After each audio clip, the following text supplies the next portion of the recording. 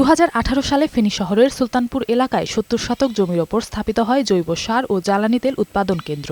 2021 সালে শুরু হয় উৎপাদন কার্যক্রম। ফেনী পৌরসভার বর্জ্য ব্যবস্থাপনায় পরিবেশ বান্ধব সমাধানের আশায় স্থাপিত কেন্দ্রটি এখন মাদকসেবীদের আখড়ায় পরিণত হয়েছে।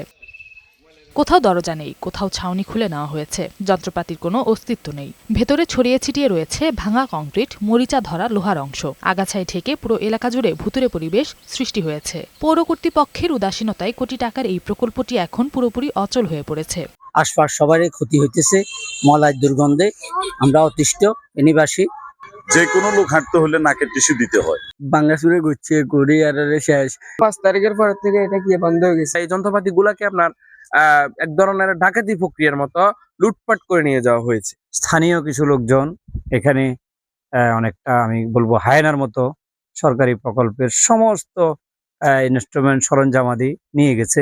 আমরা পুনরায় ব্যাটারিটা চালু করার জন্য প্রধানমন্ত্রী তারেক রহমানের কাছে আমরা আশা ব্যক্ত করতেছি।